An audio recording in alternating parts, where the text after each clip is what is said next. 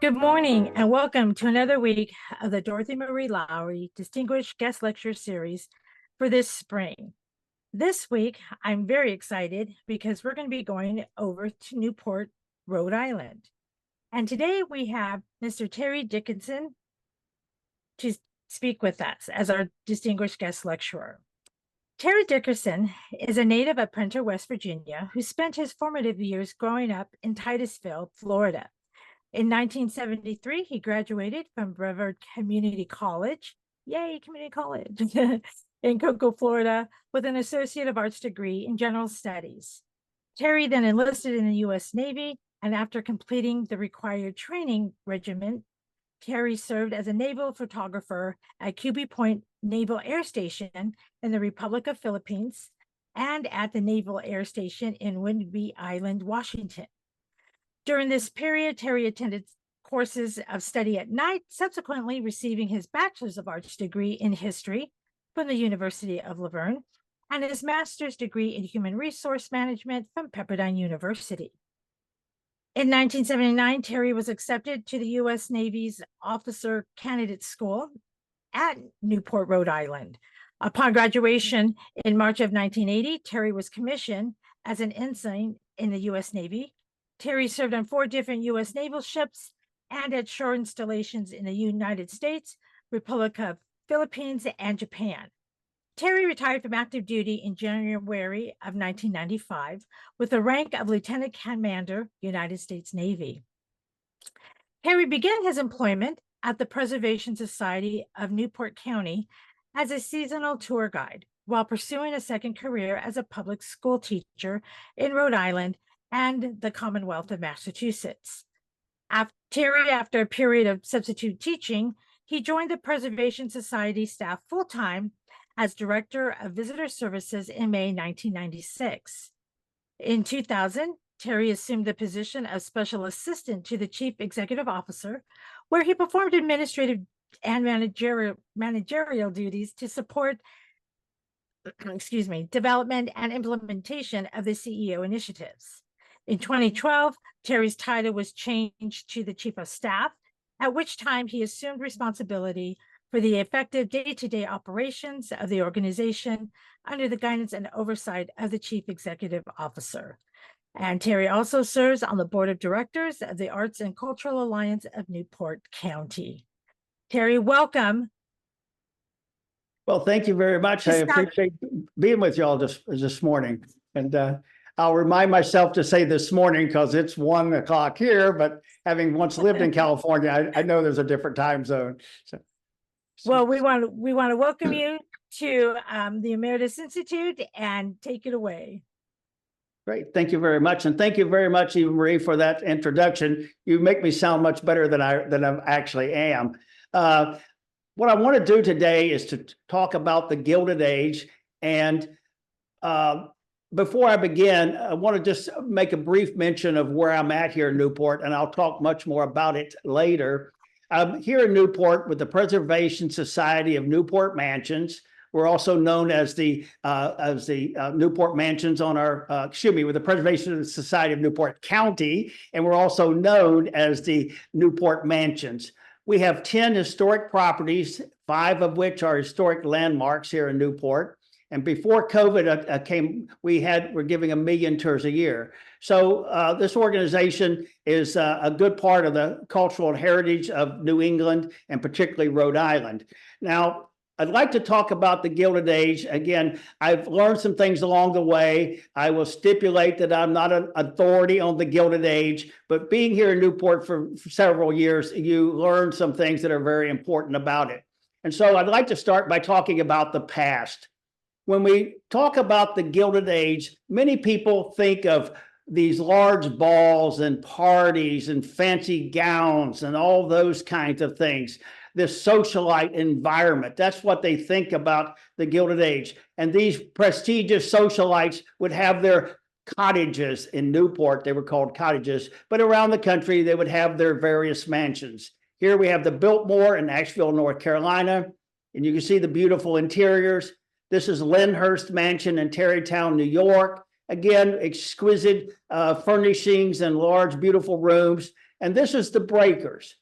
Now, the Breakers is one of our properties here in Newport. It's sort of our flagship. It's the most visited property we have. It's a 70-room mansion built for the Vanderbilt family. And this is the ornate great hall. And this is the dining room. The ceiling's 50 feet above you, so it's a fairly large room. So I've shown you some of the socialites or the aristocrats of the period, and I've shown you some of their furnishings, but the Gilded Age is much more than that. And if we leave this discussion today and you remember one word, the word transformation.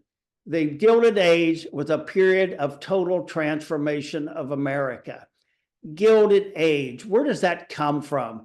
Gild is the application of small amounts of gold onto a base metal or base wood structure.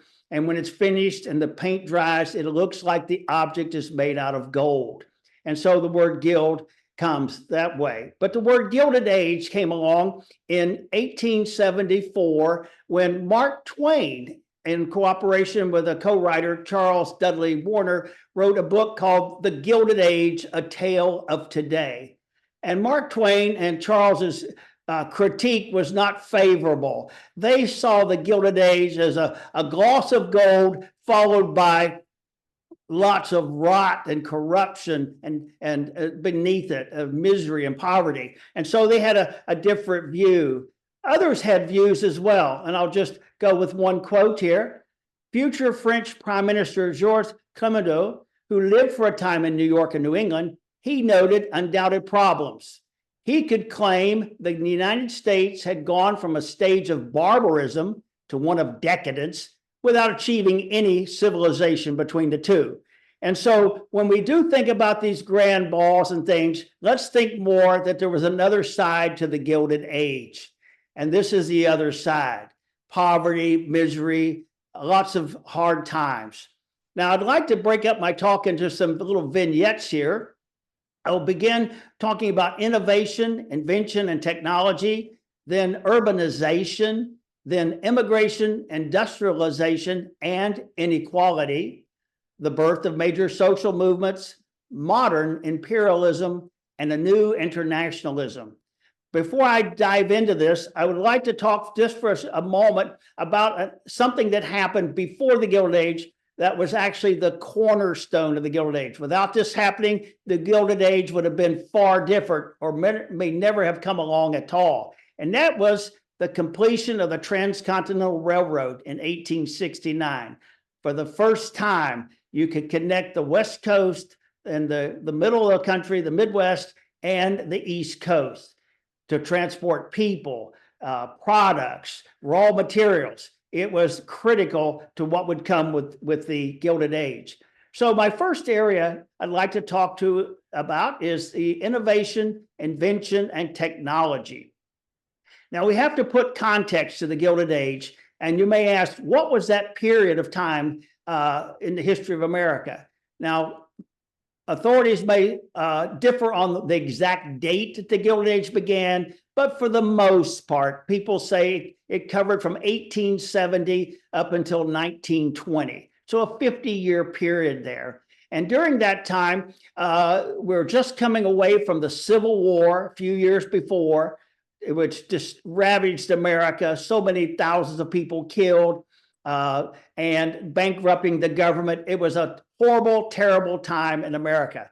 And so we're only a few years away, 7 or 8 years from that, and we're going to enter into this period of the Gilded Age. And also during that time, America was still a agrarian society. Less than 10 million people lived in cities in America.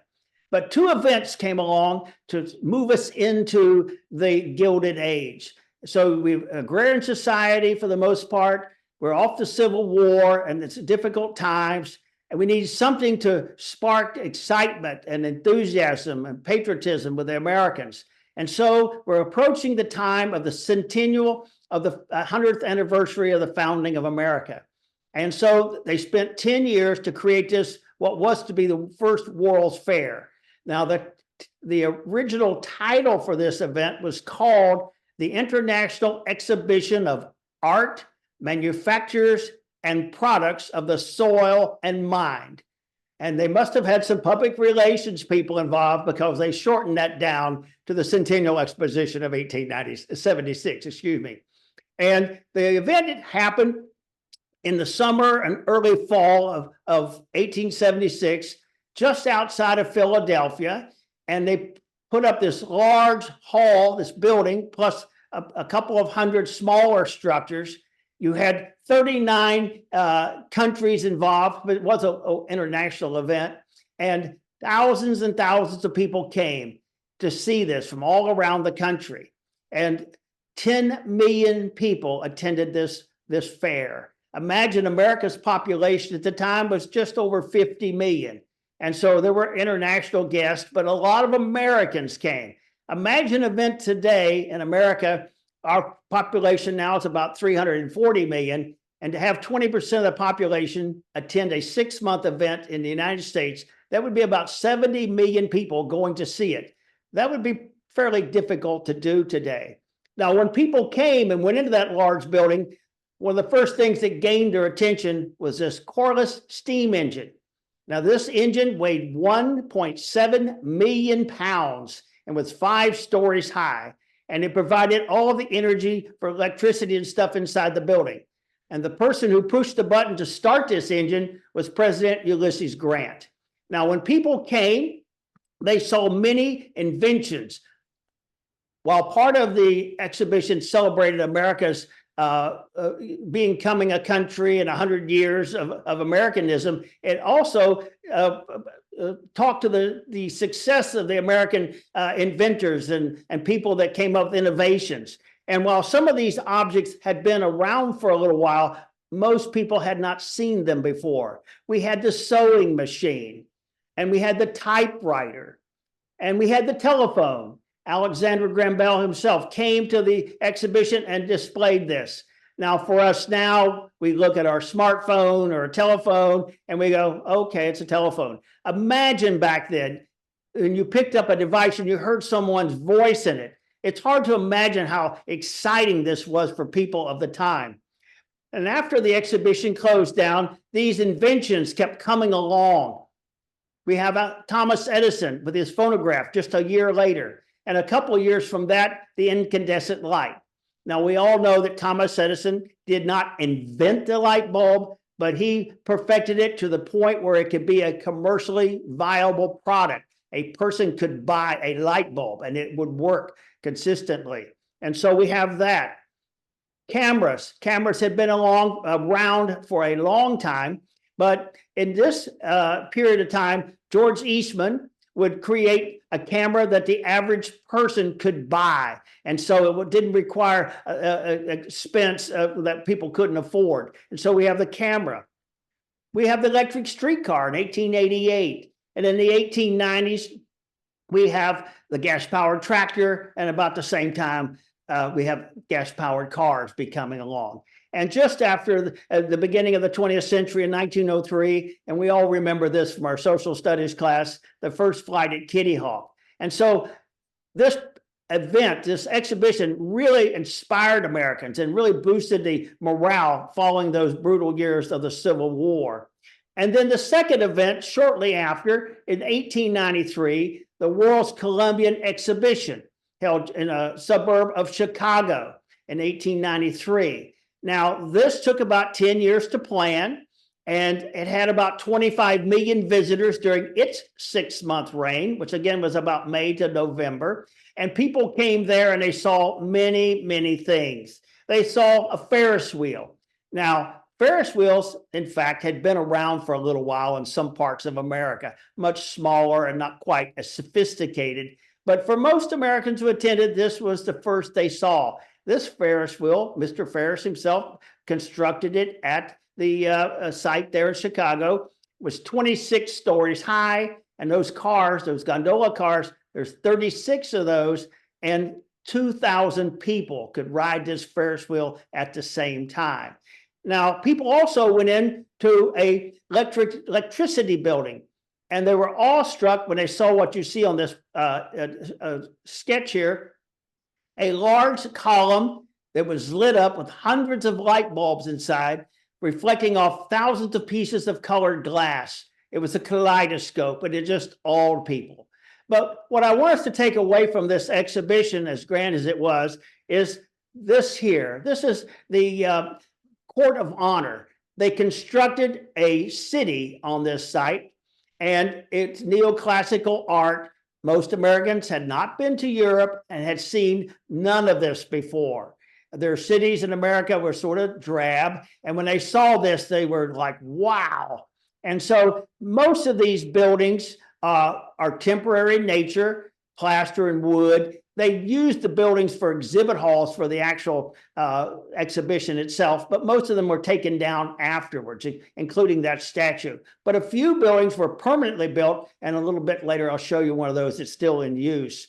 Now, if you were dazzled when you came to see it in the daytime, and you had just saw electric light for the first time a few minutes before in the electricity building, if you stayed until night, you saw it lit up. And almost no one had ever seen a lighted city before.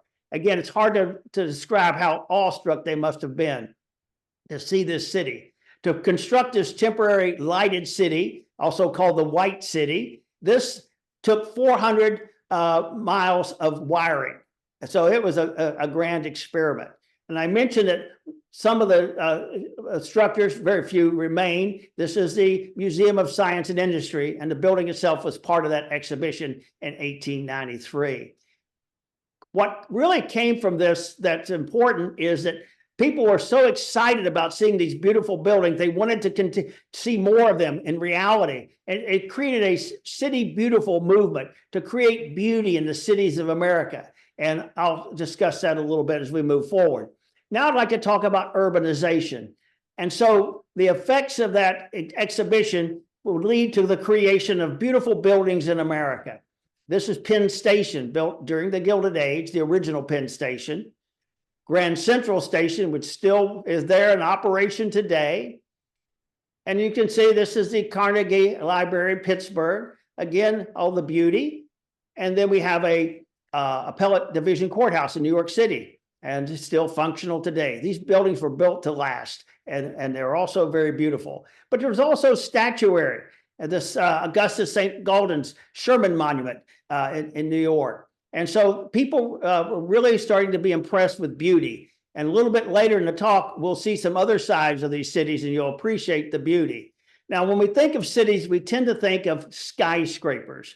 Now, before the 1880s, there was no skyscrapers because steel had not been perfected to be used in buildings of any height, and people didn't have elevators perfected so they could safely go up and down. But in the 1880s, that came along, and Louis Sullivan, architect, is credited with creating the first skyscraper, which to the right in the picture is the Wainwright Building, 10 stories high, still in use today as state offices in St. Louis. And just a comment about Louis Sullivan. More than anyone else, Chicago architect Louis Sullivan gave form and substance to the modern skyscraper. It must be every inch a proud and soaring thing, rising in sheer exultation that from the bottom to the top, it's a unit without dissenting line, he said. Now, from that 10-story skyscraper, others, as we know, would follow. The Flatiron Building in New York, still in use today. This building was 22 stories and was followed shortly thereafter by the Woolworth Building. Some of us may be of age to remember the Woolworth stores during our childhood. And this building was built in 1913, and it's 60 stories high. And until 1930, the tallest building in the world. Shortly after that, the Chrysler Building and the Empire State Building would surpass it. Now, I've talked about these skyscrapers and these beautiful neoclassical buildings, but I'd kind of allude to the fact that there's another side to what these cities look like, and that is this grim, grim situation, which lots of people lived in. I have to mention the fact that this poverty will persist, and we'll see some things that happen with it a little bit later. Now I'd like to move over to my next area, industrialization, immigration, and inequality. Now, I mentioned before the train, so important. Without the train going from coast to coast, It's doubtful that the industry of America would have come along as it did. But after the Civil War, there were those who had excitement in their eyes and they wanted to create businesses and create factories and create goods and create wealth for themselves as well. And one of the gentlemen I'll start with is Cornelius Vanderbilt. Cornelius was born on Staten Island in the 1790s. His family had come from Holland, and his father had a little ferry business, not a whole lot. And he worked with him, went on to create his own ferries, moved into shipping, and then into railroads. And when Cornelius passed away in 1877, one of the richest men in the world. Now, Cornelius has the distinction of being called by the New York Times in 1859 a robber baron. That word had not come along before. And we know, we've heard that word ourselves when people talk about the Gilded Age. Robber baron term comes from the feudal times, the Middle Ages, when feudal lords would rob people passing through their area. And so he gained that attention. Now, there would be other industrialists. I'm not going to use the word robber baron because these individuals are very complex people, and you can't just paint a couple words about who they are in particular. And so Cornelius's grandson, also named Cornelius, would grow up and become one of those industrialists, and he would manage that New York Central Railroad in America. Another individual, John D. Rockefeller. Most of us have heard his name. And he at one time had a claim to most of the oil production in America. Standard Oil was his claim to fame. And he was a monopolist. And I'll use that word again a little bit later. And then there's Andrew Carnegie, who made his fortune in the steel industry. And all these industrialists wanted to increase not just their wealth, but they wanted to leave a legacy in America of industry. America could be as great as any country in Europe.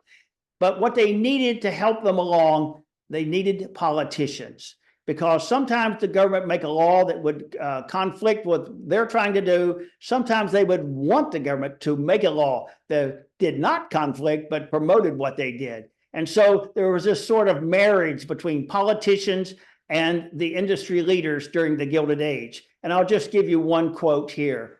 Progressive journalist Lincoln Steffens observed that in England, politics was a sport. In Germany, it was a profession. But in the United States, it was a business, and a corrupt one at that. And people during the Gilded Age knew it was a corrupt business. You didn't have to wait 80 years to find this out. And there were cartoons. This one here, and over the top of those gentlemen there's a sign that said, this is a Senate of the monopolist, by the monopolist and for the monopolist. And it talks about steel monopoly and copper monopoly. These individuals control most of a particular industry in America. And they worked with the government to ensure that that continued. John D. Rockefeller holding the White House, and you can see that. Again, these appeared in magazines and articles, and here's the man with the money bags, and he's got the signs that says, do as you please with the streets in New York. And at the bottom on the left there, it says our mark, the dollar sign. And on the right, we own this city, the taxpayer be D-D, and I'll let y'all decide what that is. And here we see again, and making fun of Standard Oil on the right. And the last one of this is 50,000 layoffs and stocks are up in the newspaper he's reading. And so what we have is industry creates a need for labor, and there's not enough labor already in the cities and in the country. So we're going to bring in immigrants, which invites more industry. I need people to work in my factories. I have people, I have more factories. And this cycle just goes around and around. And so we see these workshops where people are working. These are difficult conditions for workers back then. Subsistence wages, places that were hot and humid in the summer and cold and freezing in the winter. Just not a grand place you'd want to be. And so you can see some of the workers and the work going on back then. And immigrants need to come in. Excuse me, go back a slide. Immigrants need to come. And so people are coming into America. They see that Statue of Liberty. They sense the excitement of an opportunity ahead for them. They're looking for the opportunity. And so they come, and most of them would pass through Ellis Island. And if they were allowed into the country, some were not, for diseases and different things. But when they did get to come into the country, they could go where they wanted, but most of them were very poor. Many of them were, through no fault of their own, were illiterate. And so a lot of them stayed in New York. They may even have relatives there. And so they would join their friends and they would live in tenements. Tenements originally were houses built in New York City, and there were in other cities as well, Chicago, but I'll talk about New York in particular. And these homes were a family home. They're very nice originally. The family would move to the suburbs, and instead of one family in a house, you might have 10 families, a whole family sharing one room. And so that's a situation we can see here. Very, very difficult. Poor sanitation, just terrible situation. And many people didn't know the tenements existed because they had no reason to go there and they just didn't know. And one person really wanted to bring that out so people could understand there's more than just the middle class in the suburbs and the Gilded Age.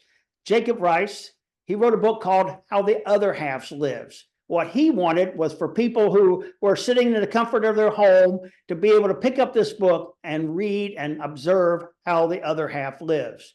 And the halves, you can see a very beautiful family, well-dressed, everything. Those children would go to school. And these children would actually have something that the other group didn't have. They would have a childhood. For most of the kids in America during the Gilded Age, you didn't have a childhood. You were a little adult just waiting to grow up. You had no time for a childhood. But those were the haves. They had toys and things to play with. And then the other group lived not in a good situation. They didn't have the toys and things. Now, this picture here is called 5 cents a spot. You could pay 5 cents back then and sleep someplace in this room instead of out on the street. But I checked it out, and 5 cents in 1888 is about $1.71 today, which is probably about a day's wages. So a lot of people were living in very difficult times. And here we are also with the situation. Look at this show. They don't have toys. They don't play. They barely eat. And some of them sleep on the streets. So this is in comparison to the Gilded Age mansions and the coaches and the top hats and such. Now, one group, let me just say before I go further, everyone was not excited about the immigration. A lot of people in America saw the immigrants as someone to take their job or other things. And so there was a lot of prejudice and discrimination. But one group in particular, the Chinese, and in 1882, the Chinese Exclusion Act came into being, which did not allow Chinese to immigrate to the United States. And a very difficult situation. So I've talked about several things so far, but I'd like to move on and talk about major social movements. As I said, when I was talking about the marriage between industry and politicians, people kind of learned what was going on in America, at least many people, and they tried to make some adjustments to it. This is a photograph taken by Lewis Hine, and it's titled Sadie Pfeiffer. She's a spinner in a cotton mill in North Carolina. She's about 10 years old, and she's going to be doing this job and other jobs like it for her entirety of her life. She's not going to school. She's not going to have any toys. She's not going to have a childhood. She walks along all day checking these spools of twine to make sure that they have not depleted or strings have broken. And so they're creating some fabrics here. We have these boys working here. And one of the things, there were no safety requirements, no OSHA. Lots of injuries and accidents could happen to a child here. Worked long days, probably 6 days a week. It was just monotony, endless goings on. And there was protestation. These boys know there's schools out there. They wish they could go, but they want to go to school instead of working. And there were groups that would promote their cause. The National Child Labor Committee on this poster to the left. Why? 2 million child workers under 16 years old. We want them to be normal men and women. You want this too. Join their committee and promote that. And so there was a real movement to avoid childhood labor. And I'll just go off the script for a moment and an anecdote. My father was born in 1913, and he was working in a coal mine in Alabama in 1923 when he was 13 for $1 a day. And so these were real people that this affected. All these workers, all these factories or mines and such, they didn't have a voice. And so they started to gather together collectively with a more unified voice, which would create unions. And so we have the labor movement.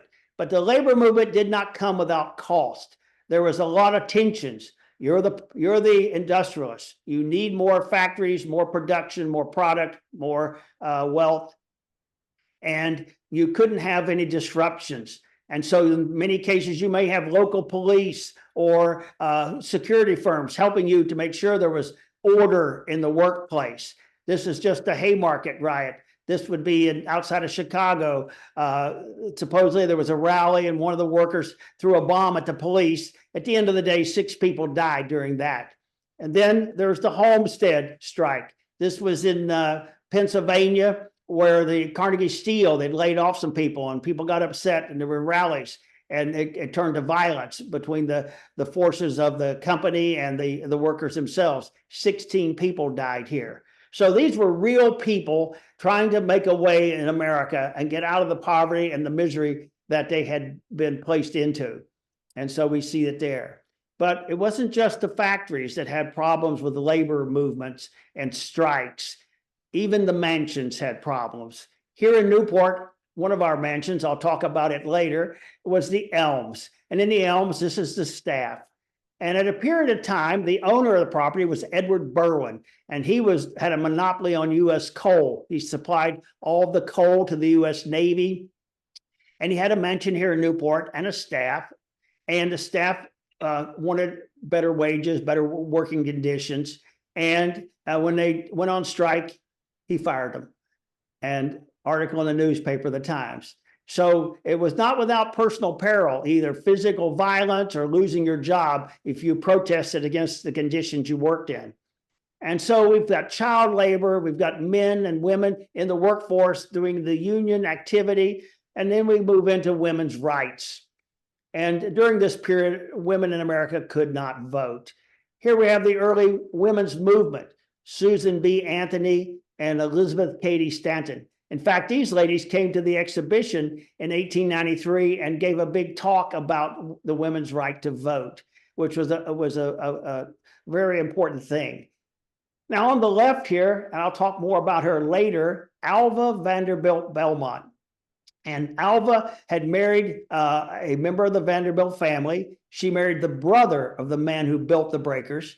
And her husband was William Kissam Vanderbilt, and he built Marble House, which I'll again talk about more as we go on.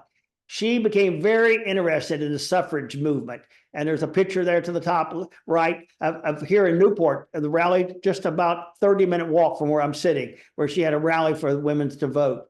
And she let people come in, women, but there were some men who supported the cause as well. They would come in and get a tour of the first floor of Marble House.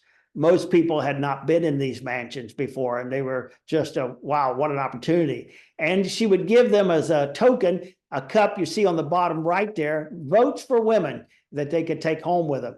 And so this suffragette movement, not just in Newport, but throughout the country, was going on during this period. So it's factories operating, it's children working, it's men trying to have unions and have a say in their lives, it's women wanting to vote. All these things are part of that Gilded Age that's covered over with gloss and gold and shown with top hats and frocks and carriages and stuff.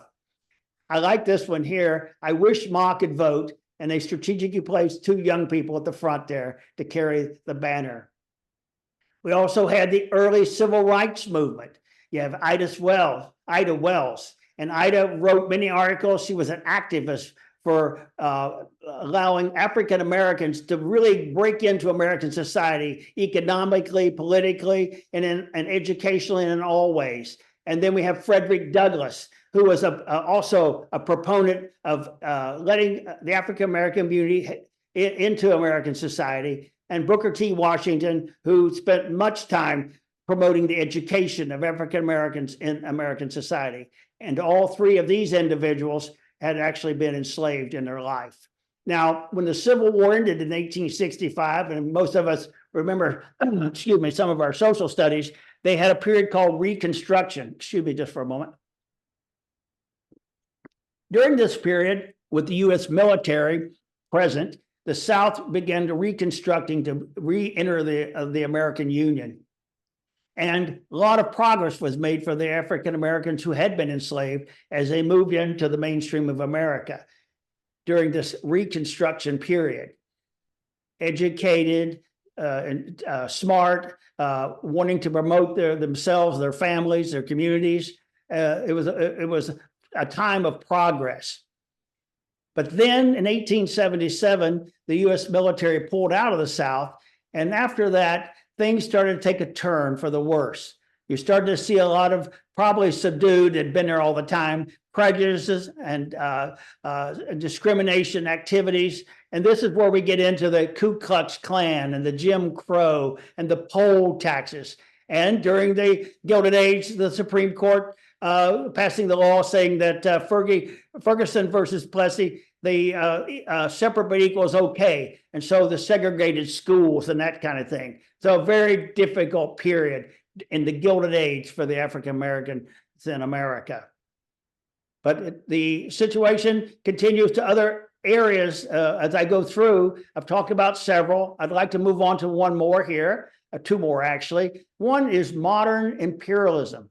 So all this things happening in America, the civil rights movement, child labor, tenements, all this activity during the Gilded Age. And then we add to that modern imperialism. Ancient imperialism was back in the Roman times. But in the 1890s, particularly early part of the century, a new imperialism begins. When we were in school, we probably remember a phrase by Horace Greeley, the publisher in New York, who said, "Go west, young man." Well, during the Gilded Age, people went west. So we've already been to the west. We need to go somewhere else. And else is someplace outside of the United States. One of the primary reasons for imperialism, these industrialists, they had created factories, they were producing product, they were shipping it to the Midwest, to the West Coast, and using it also in the East Coast. But they needed new markets. And so they needed to reach out to other countries, and not just a trade contract, but they need to make sure they could protect those markets. So what better way than to take over another country and create the markets for yourself? And during this period, this is very an overview, the United States, and there were other countries as well, but we were involved in Panama. We were heavily involved in Cuba and the Philippines, which became a protectorate of the United States after the Spanish-American War and did not receive independence until 1946. We have Britain. And we may remember a slogan that was a truism: the sun never sets on the British Empire. And before the Second World War, that was a true statement. The British had India. They had Malaya, which would become, after the World War II, Malaysia. We had China. We had Australasia, which is today's Australia, New Zealand, and Melanesia. The French, before World War II, there was no Vietnam. It was Indochina, and it was Vietnam, Laos, and Cambodia. And that was under the French domain. And the Dutch, they had the Dutch East Indies, also known as the Netherlands East Indies, which is today's Indonesia. After the Second War, much of this imperialism had to go away. People wanted their own independence, their own life, and their own destiny. And so these became separate countries. And just a few of the posters of the time, looks like Teddy Roosevelt, and on the words of this, it says South America, and here's the United States with our fingerprints all over the world. But in addition to imperialism, we also had a new internationalism. Now, my next slide, actually, I was really impressed when I saw this one myself. It's a map of the submarine telegraph cable between America and Europe. And it's in a publication. And at the bottom, it's 1858. I did not know that we could send a telegraph to Europe in 1858 before the Civil War, but it was so. But during this Gilded Age period, especially from 1880s up until the 1920s, we start to see travel in America. Initially, it was with the aristocrats, the socialites, the social set, the Gilded Age set, because they had plenty of monies. But this is a picture of a steamship, the Japan in 1868. And this, whoops, let me go back, I'm sorry. This is a photograph, or photographer is unknown, but this is the photograph of Gertrude Vanderbilt Whitney with her husband, Harry Payne Whitney. They're on their honeymoon in Japan. Now, I'll take a sidestep for a moment, and I hope I don't go over time. But Gertrude Vanderbilt was the daughter of Cornelius Vanderbilt, who built the breakers, which is here in Newport. Gertrude was a socialite. Every time she picked up a glass of wine, there was an article in the New York Times. She was the socialite of the era. She tired of that very quickly and went off to Europe and studied sculpturing. She wanted to make a name for herself in the arts. And so she was a very important sculptress. And also she was a patron of the arts. She adored modern art, particularly Ashcan art of the 1920s and 30s.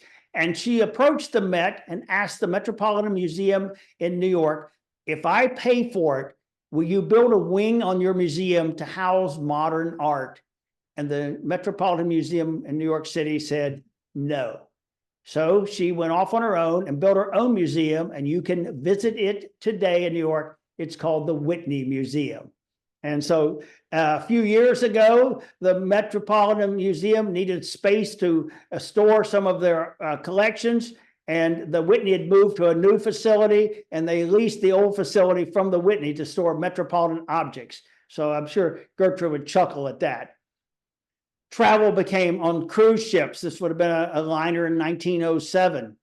And they went to many places. They went to Venice. People went to Venice in 1901. And they also went to see the pyramids. And you can see they're properly attired. I think the lady has a mink coat on, but the men are all dressed appropriately, probably ties as they sit atop the camels. And, you know, you had to be properly dressed for these things. Another aspect of this travel is a lot of the society set would do what they called the grand tour. They're building a mansion in Newport or in Tarrytown, New York, or even in Asheville with the Biltmore. And they're going to go to Europe to acquire objects to put inside their mansions. And so they would go with their architect and their decorator to Europe, and they would say, I'm building the breakers. I'm going to have a library. I need a beautiful fireplace. And a broker there who's done this before would take you around and show you 7 different fireplaces. Each one is 350 years old, had been taken from a mansion or a palace that was in decay, because a lot of the aristocrats in Europe at this time, they had the beautiful palaces and the houses. They had the pedigree, they had the titles, a duke or a duchess. They just didn't have any money anymore. And so they would sell off their items, and those items would come to America and fill up the houses that we have. Let me just say that here at the Preservation Society, although we have mansions and smaller buildings, we call them all houses. We don't call our mansions internally. We have the big houses and the little houses, but we just call them houses. Well, not only objects to be placed in these mansions, but also this was the advent of department stores in America. And this is where you could have go into a shop and buy some perfume or soaps from France or something like that. And so originally the items would be very expensive and only the upper class would be able to buy them. But eventually items that the average American could buy would appear, and that began the department store movement. So let me just recap real quickly here.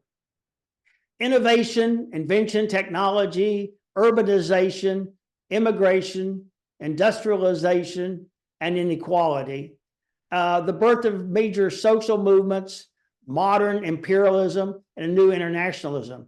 And so the next slide will put all these into perspective, I hope.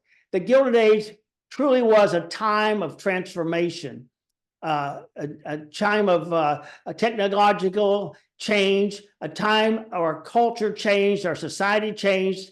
And I hope you will, might note that a lot of these changes are still going on in America today. And so it was more than the balls and parties and stuff. It was a whole society in motion at the same time. And so that is the past.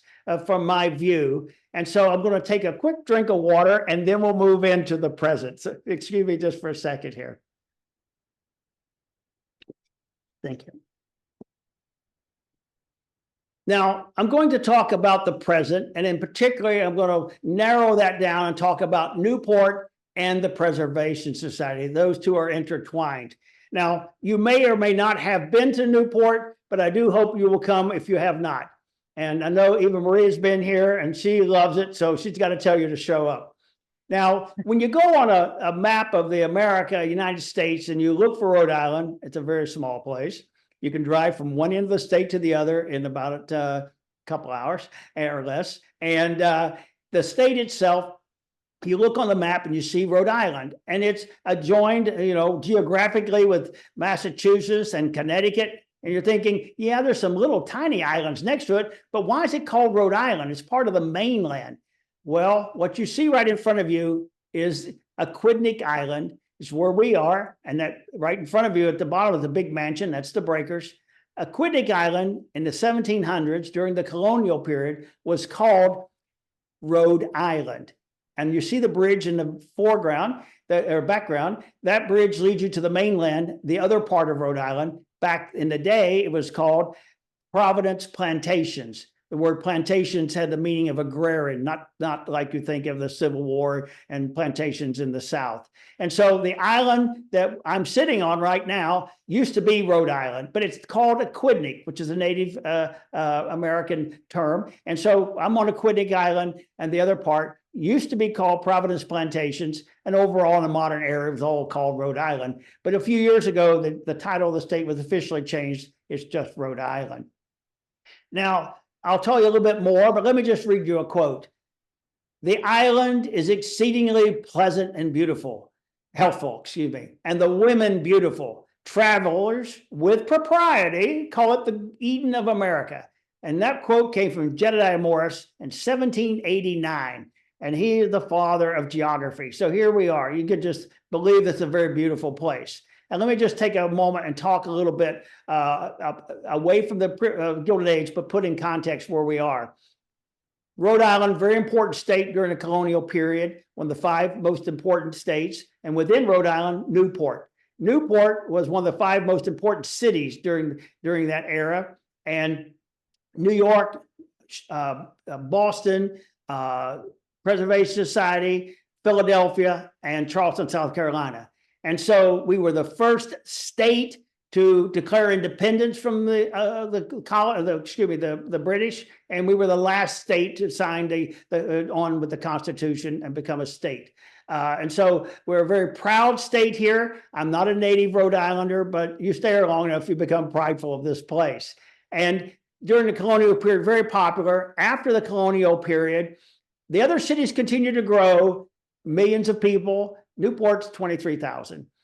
But in the 1900s, many people came here because it's so beautiful, particularly from the South, and particularly those who had wealth and could travel up here for the summer season. They would stay in these beautiful hotels that are no longer here, or they might rent a house. And then over time, they would buy a small house and then build from it a mansion. And so Newport used to be heavily populated with mansions. But then at the end of the Gilded Age in the 1920s, with the income tax coming on board and wealth dissipating, it became very difficult. And so the mansions over the next many years would fall into decay, a lot of it would be torn down, arson, and a lot of mansions disappeared in Newport.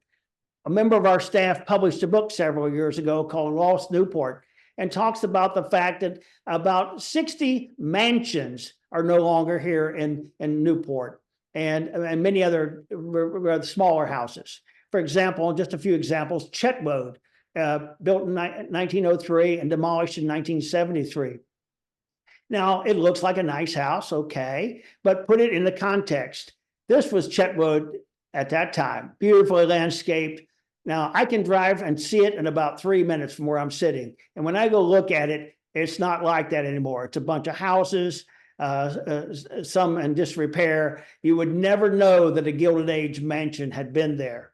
And I have my own philosophy, particularly for visitors. If it's not here, it was never here, because they don't know that it had existed. Harbor View, another house. These are all gone now. MC Hall, the Reefs, Greystone. Now, interesting, Greystone was built in 1883. It was destroyed by arson in 1938.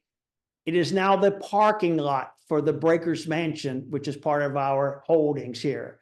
And I tell individuals who come to Newport, when you see a parking lot, it used to be a mansion, because the Breakers, Mr. Vanderbilt didn't need a parking lot beside his house. And then we have Rockhurst, again, large houses. So by the time we get to the 1940s, Newport is not quite as exciting as you might think.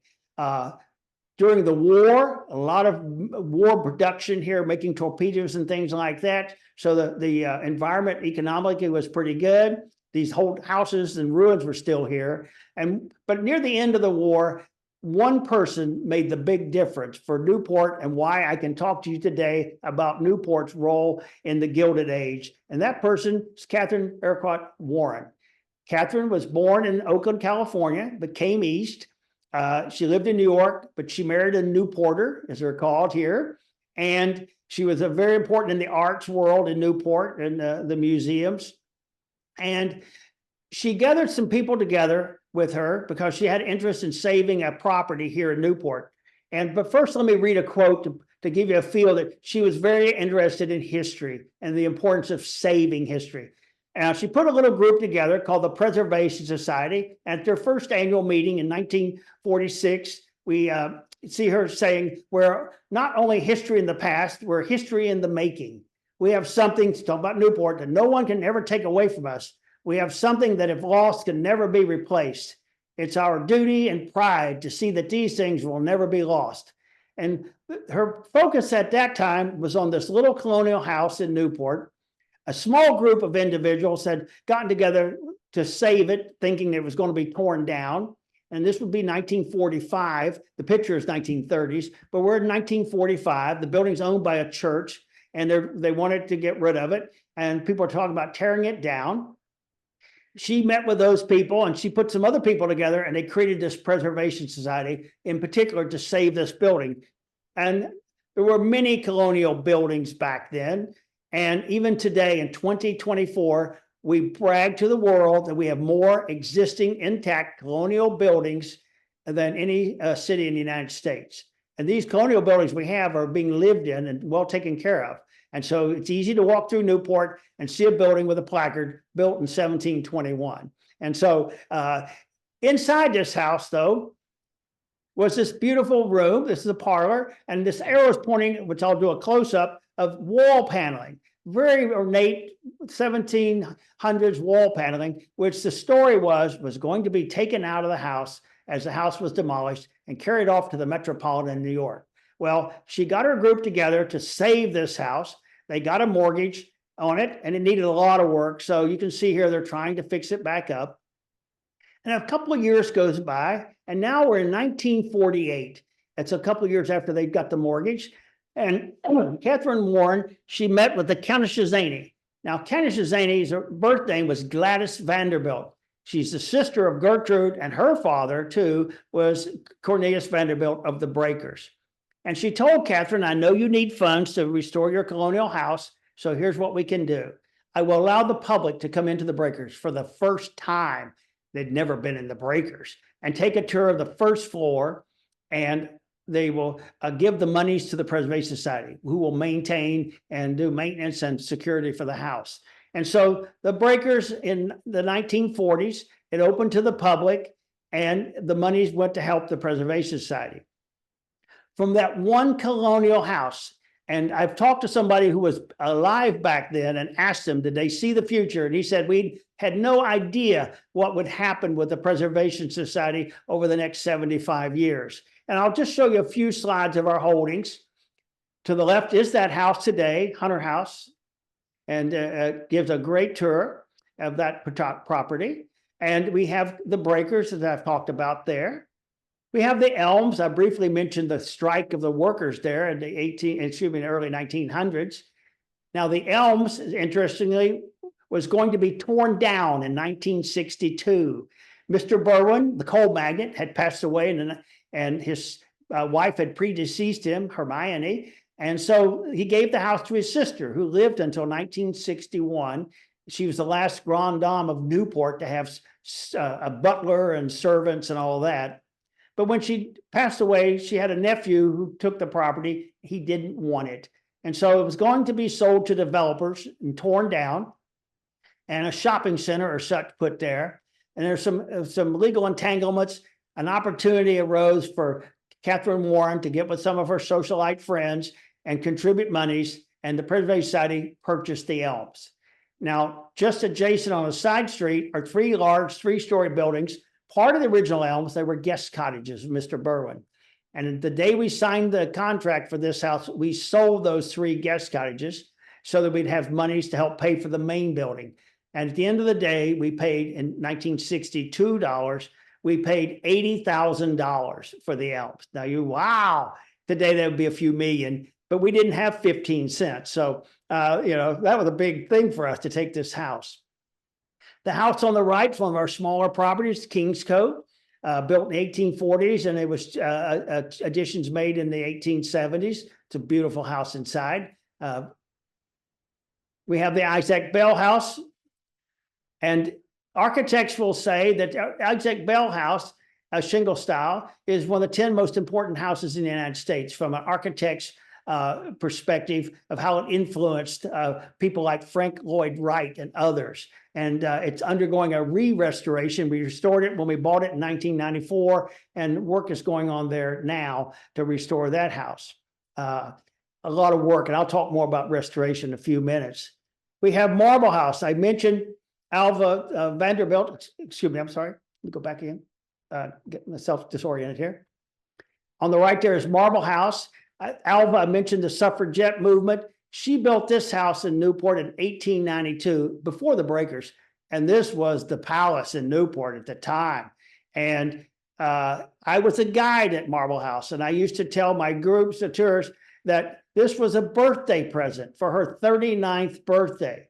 And her husband, William Kissam Vanderbilt, was the brother of Cornelius who built the breakers. They're both members of the same family. But it was not a surprise birthday.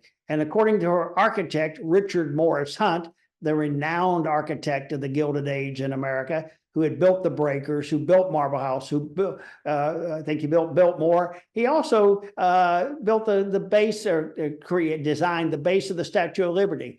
But he complained that she had her fingers in every moment of the construction of the house. So it was no surprise for her. On the left is Rosecliff. It's one of our mansions built in 1902 for Tessie Oryx. She was fortunate to have a father who was one of the men who discovered the Comstock silver lode in Nevada. So she had extensive wealth and built this.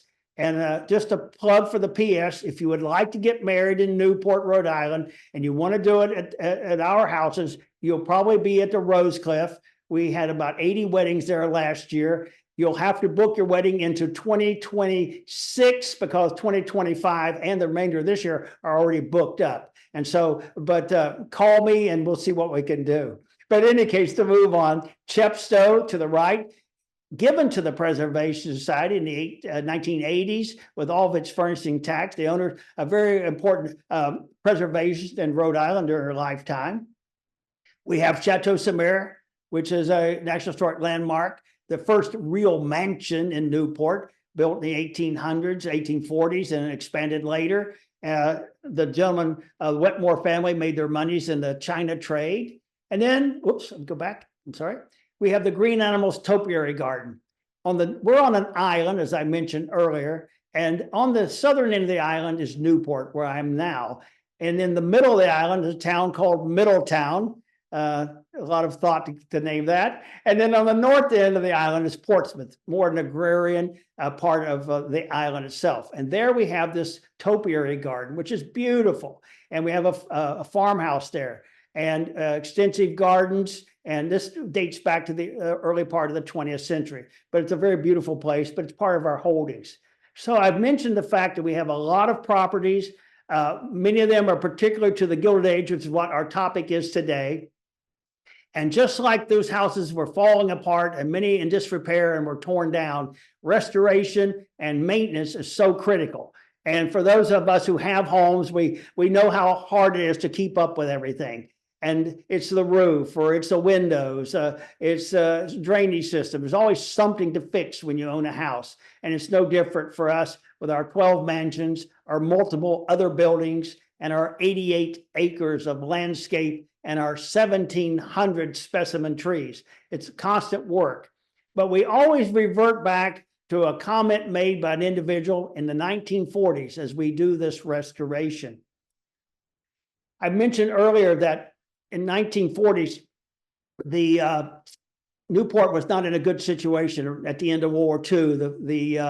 All that military industry moved away, and Newport had lost its place, didn't know what to do. The mansions were going away. There was not the tourism that we have here today. And it was a dismal time.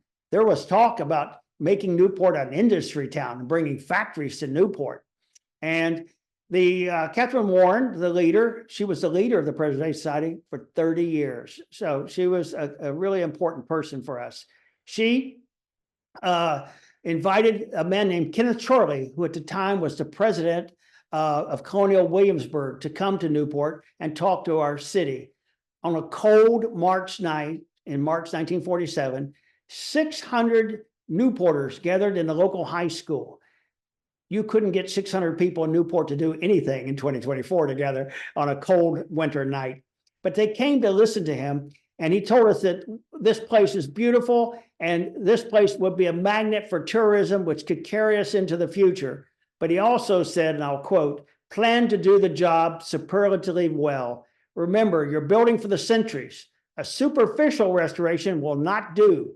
If you restore your city in the same spirit that the 18th century craftsmen in Newport built their furniture, it'll stand up against time just as staunchly." Now, I'm going to show you some projects that we've done just to give you a sense that we listened to him. And some of our work's colonial, but he's talking about the craftsmen of the 18th century. Our work refers to the craftsmen of the 19th century. And so the elms lacquer panels. I mentioned the elms briefly before, the fact that it was going to be torn down and that the labor strike. The house has a history. This is a period picture of the family dining room at the house itself. There was a large dining room for guests and such, but this room here would have been the family dining room. And on the walls there are these large panels, lacquer panels. Originally, they were screens that could be folded, and they were made in China for export to Europe. The Europeans loved Chinese and Japanese art and artifacts during this period of time. And so they take these screens and flatten them out and create big paintings with them.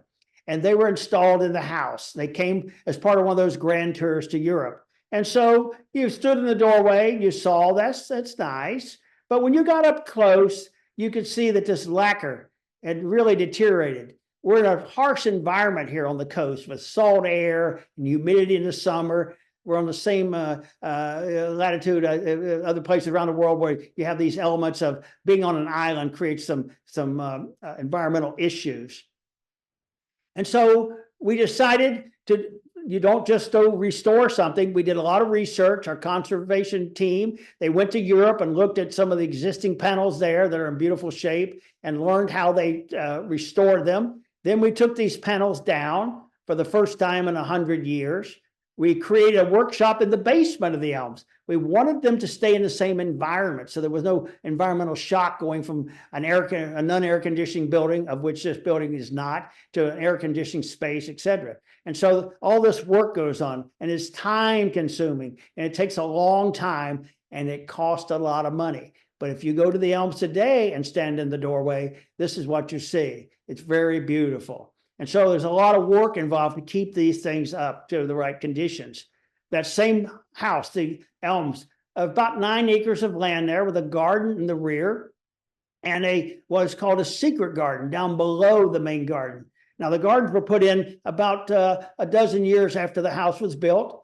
And over time, this is the elms. Over time, things deteriorated. Our group in the early days, particularly, did not have very much money. We could barely keep the houses up, barely. And the lawns and landscapes would deteriorate because we just didn't have the monies. This is a picture of the elms from the rear looking at the back of the house, a little fountain there. But that fountain there, if you came here in the 1990s, this is what it looked like. Decay and just falling apart. Again, we knew it was there. We knew it was a problem. We just didn't have the monies to fix it, to keep it up. And you can see some of that. But we also did some capital campaigns and required funds and began to restore. You go to Italy to get the proper marble and materials. We have pictures so we can replicate exactly what was there before. And so a lot of work. Initially, the garden itself, I'll talk about the secret garden in a moment. And now this is what the fountain looks like today. Just beautiful. And in 1914, the garden was originally installed, and this is what it looked like then. And this was a color photograph or a postcard of that back in probably the 1920s. That was 1920s, and this is today. Then today. So I think we listened to Mr. Chorley pretty carefully. Now there's a secret garden down below. Beautiful in the time. The gazebo on the left of your photograph with the wall there. And on the, if you continued left, you'd see the garden we were just at. Over time, it had deteriorated. It had fallen apart. We used to stack our mulch and stuff in here, and debris, but we set about restoring it. And we had the templates and a lot of work and a lot of energy, irrigation systems, et cetera. And now it's what it looks like today. And so, again, a lot of restoration work. And I'll next go to Rosecliff. This is where you can get married if you'd like. Now, Rosecliff, as I said, was built opened up in around 1902, and it was made out of terracotta, which is a clay substance, and not really meant to last for centuries. And so from a distance, wow, such a beautiful mansion. But let me point out, you see the arrows, they're pointing to the balustrades, the banisters up at the top. And I went up there on a cold, rainy morning, and this is what I saw. The banisters were in bad shape. In fact, if you want to take some home as a souvenir, you can just chip it right off. Really deteriorating, as were other parts of the house. We had tried as best we could to maintain, but then, capital campaigning and such, we decided we've got to restore this house in totality. Now, to do that, we have to take it offline from those weddings and corporate events. And we had to plan the workout 2 years in advance so we could tell people, you can have your wedding in 2023, but 2022, you can have your wedding. 2023, we're going to be offline. And so we had to plan well in advance. But then last year in January, we started putting up all the scaffolding and all the work began. We're working on those balustrades. Here's a picture of new ones, and there's a column of them there. And when I went up there on that cold, rainy day, it's a nice view, but you're freezing to death. There was some, you could almost take a bath up there. It was drainage problems, but not now, because the work, we took care of that. And not just the roof and the 340 balustrades, which is a very complex project, but we also worked on the garden just in the front of the house there and restored that. You can see this work here. Again, following Kenneth Chorley's do it the right way the first time. And so now we have this here. People came to the mansion before. Looks okay. You know, some stains there in the walls from the iron, from the for the lights and the doors and such. But it's, it still has the Gilded Age glamour. But we decided to fix this. And we take off layer after layer of paint. And we discovered underneath that originally these doors had gilt on them, the gold. And so we restored these doors, putting the gold back where it had been. It's beautiful. Here's the folks again, a few years ago. And if you came today, this is what it looks like. Just an aside, the expense, that gilt there, that's $35,000 to put that gold back on the doors. If you won't go inside, we have the largest ballroom in Rhode Island, and in Newport, probably the state as well. And that floor has been changed out many times. Imagine how many wedding dinners and corporate dances and high heels clicking on that floors. They're constantly having to be replaced every 20 years or so. So we took the floor up, a lot of work involved, and there is what it looks like today. And then we have repointing the steps and replacing windows. And if you come to Rose Cliff, particularly at night now, it's just a beautiful place. We do restoration of the Gilded Age mansions, of which this is one, and the other houses constantly. And you can never get all the work done. But if we don't keep them up, people won't want to come and see them. And if they don't come to see them, they will not learn about the Gilded Age, and about the Victorian era and the colonial. We do cover 3 centuries of history and architecture. And so I'll transition into interpretation. Back to the elms again. We have several years ago, 20 years ago, we'd have guided tours in all these houses. And then we transitioned to audio tours.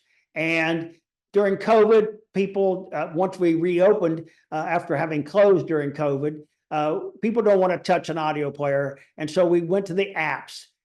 When we finish this lecture today, you can go on the Newport Mansions website, newportmansions.org, and you can listen to all of the audio tours for each of our houses from your home there in California. And so they're available worldwide. We'd prefer you come here to see the house while you listen to the tour. But these houses all had these audio tours in multiple languages. And so we're pretty proficient with audio tours. We also have some guided tours, and those are specialty tours. And this is where people can learn more about the Gilded Age. Particularly, they have a servant's life tour at the Elms. And now you're learning what the staff, what the servants, their lives and the work they did, the places they lived in and worked. This is the 3rd floor. And this may be reminiscent to many of you if you've watched the television series Downton Abbey. And a lot of that activity in that show takes place in the staff or servants areas. And just as well here, we have guides that walk you through the house, and you actually go out on the roof of the Elms and see a beautiful view of Newport. But they talk about the people, where they came from, particularly Europeans, the different countries, what they did here. And so that's part of our tour. They go down to the basement where they'll see where workers were shoveling the coal to keep the house heated. Now, Mr. Berwin did not want a coal wagon sitting in his yard with coal falling on the grass. And so coal was delivered into the basement of the Elms through a tunnel with a railroad track and coal cars. That track goes out under the perimeter wall and out sidewalk outside of the big metal plate. And back then they would open that plate, and a hand cranked elevator would lift these cars up, fill them with coal, lower it, and then they would manually pull this coal car into that boiler room and to put in and carry ash back out. And so with money, one can do many wonderful things. Another specialty tour to really promote the Gilded Age is the Beneath the Breakers tour. Now, when you arrive at the breakers, the main gate just inside is this building. This is not the breakers. This is superintendent's cottage, built where the superintendent of the property could live. But it also has a different purpose, and that is, you see the large chimney on the top. This building was put here to hide that chimney from coming up out of the ground, because beneath it is a boiler room. The breakers you will see in these slides and when you come to Newport is the second breakers. The original breakers is this building, built in 1877 for Pierre Lorillard, who made a fortune in the tobacco industry, and is designed by Peabody and Stearns, an architect firm out of Boston. Beautiful house. The Vanderbilts bought it, and they lived in it and enjoyed it in the summer months. Again, a cottage. Then in 1892, it's the day after Thanksgiving. Normally, the Vanderbilts would never be here in the fall. They're only here for the social season. But their son, William, a student at Yale, had passed away unexpectedly from a disease, and they were in mourning that year and did not come to Newport until the fall. So imagine the day after Thanksgiving, they're sitting in the library having tea with the writer Edith Wharton and her husband Teddy, when a fire broke out. The basement, the kitchen, or the heating system, all there. They got out of the house with the clothes on their back. In fact, they had to spend the night with Edith Wharton, had one of the richest men in America, had nowhere to go. So they spent the night there. They set about, within a month, designing a new house, the one you see now with Richard Morris Hunt, the Italian palazzo known as the Breakers. And he said, I'm not having the boiler underneath the house. I can't have another fire. And so the boiler was placed out by that cottage, that superintendent's building I mentioned earlier. It's about 350 feet from the house.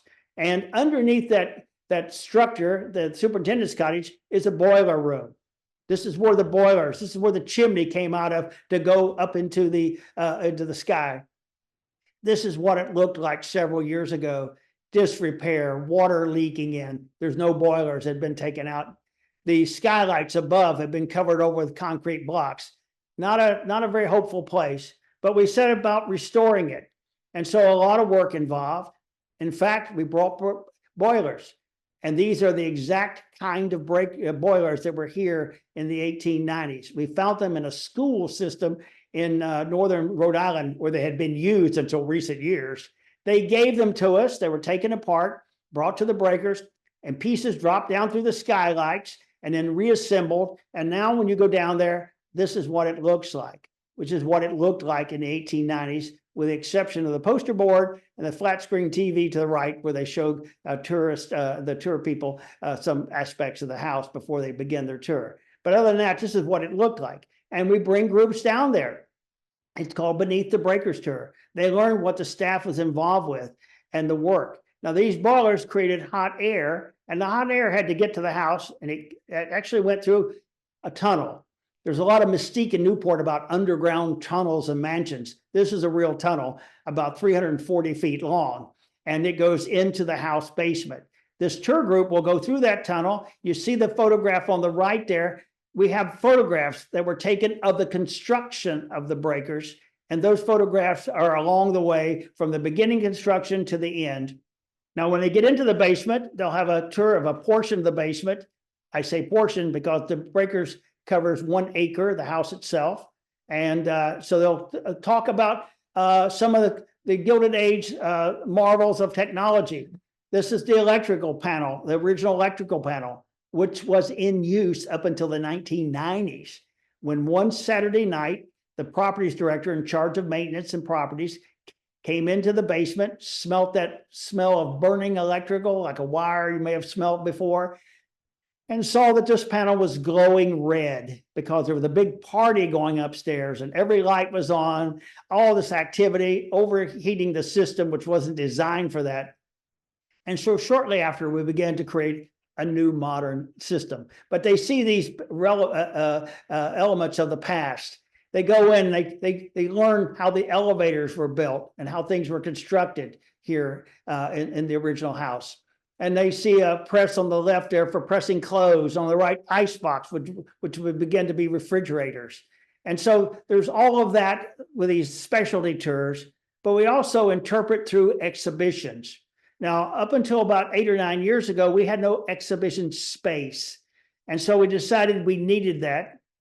So we went to that Rosecliff mansion, which I've talked about, and we, which I forgot to mention, that project at the Rosecliff cost, which completed in about 8 months last year, cost us $7.2 million. So we're talking big money on this restoration efforts. But going back to the interpretation, we thought, how hard can it be? You take the door off the bedroom. We will use some bedrooms at Rosecliff upstairs. Take the door off, take the beds and dressers out, paint the walls, you've got an exhibition space. $1 million later, after we put in the HVA system, the security systems, all the glass, all the things you have to have a world-class exhibition space, so that other very important museums will loan you materials for your exhibitions. So we began exhibitions after that effort.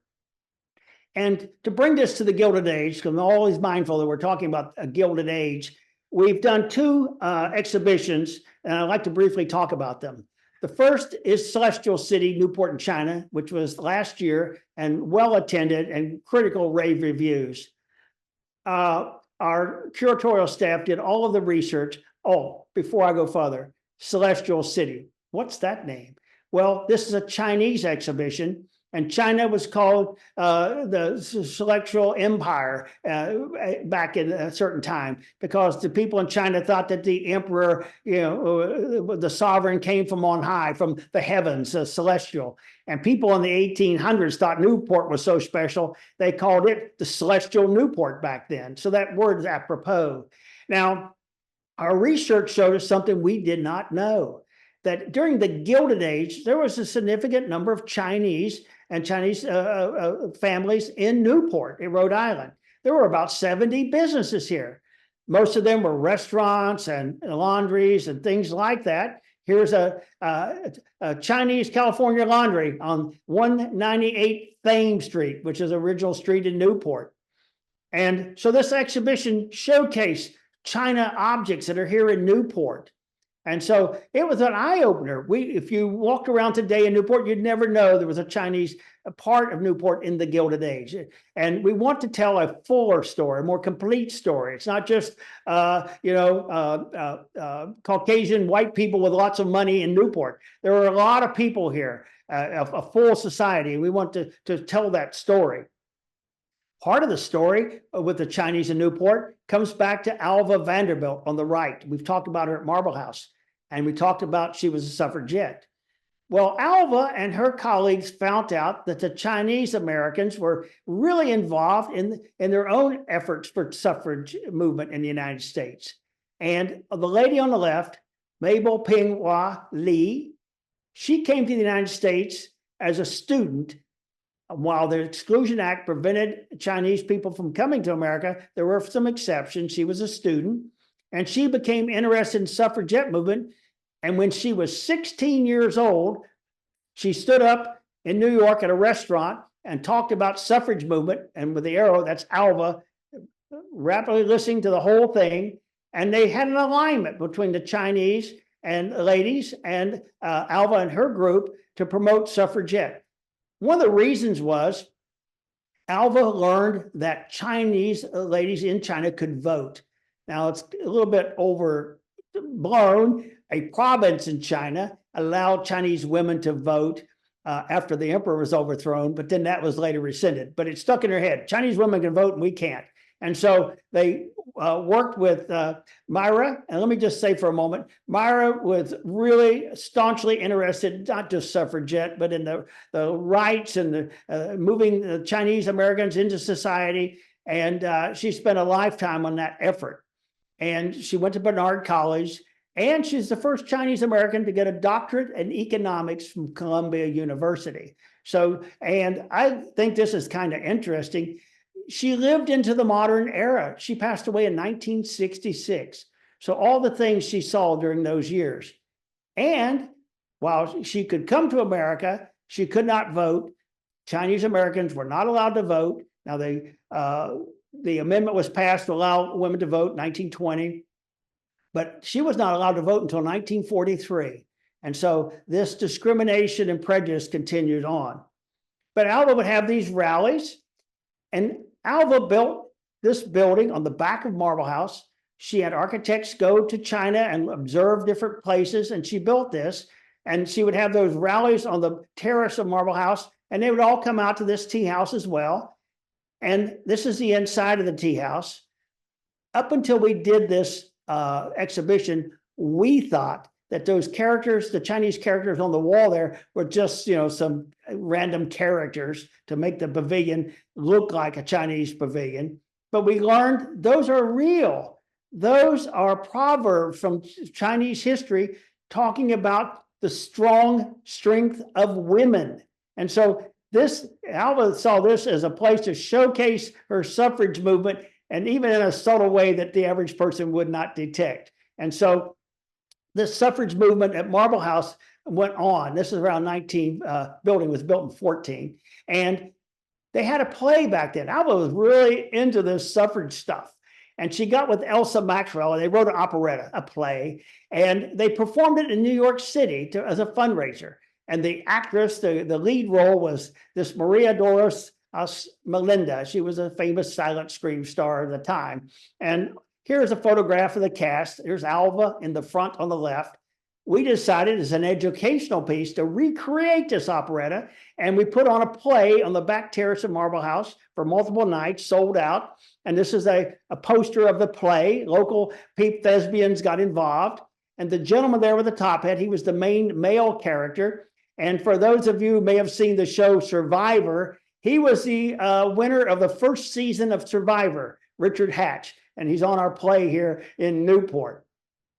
And then another exhibition aside from the Celestial City is Gilded Age in Color, which is ongoing as I speak here in Newport. A lot of research goes into these exhibitions. We want to be very authentic in what we do. And Newport had a large African-American population that were a part of the fabric of Newport during the Gilded Age. And this is the exhibition hall with a lot of text and panels, but we also have a lot of original photographs. These are the folks of Newport who had their own businesses. They promoted education in Rhode Island. They had their own clubs and society. And many of them were very famous here in Rhode Island. And so they're a part of the fabric. But over time in the storytelling, they get left off. And so we have to bring it back to tell that more complete and fuller stories. Some of those ladies were very extremely talented seamstresses, and they would make the gowns for the Gilded Age set in the mansions. This is just one example of the beauty that these people create. And then there's another gentleman. Now, the last part of my talk, I want to talk about the Gilded Age HBO series. It's on HBO Max. And several years ago, they were looking to create a series similar to Downton Abbey. And they went and scouted different cities and places. And while much of the show is filmed on soundstage down in Long Island, a lot of it's filmed on locations. And they filmed in different places like Lyndhurst and Tarrytown. I showed you that mansion early in the talk. But they film a lot of it in Newport in our mansions. Now, the show itself starts in the 1880s and moves forward. And there's just pictures of the cast themselves. Interesting, this show was created by Julian Fellowes, who created Downton Abbey. And one thing we learned, it's Julian Fellowes or Lord Fellowes, not Lord Julian Fellowes. They have their etiquette. And we had an opportunity to ask Julian Fellowes. This show has a cast of characters mimicking real people. There's Alva, which I've talked to death so far. And on the right is Bertha Russell. She's the protagonist in this show. We asked Lord Fellowes, why not just call her Alva Vanderbilt? And Lord Fellowes told us that when you do something like this, it's better to be fictional based on a real character. You can have liberties and license if you want to change certain things versus staying true to the real person. He said, what if they just sat on a sofa all day and read a book? That show wouldn't last very long. So you have license to create things with a character, but his show is based on real events and real things that happen.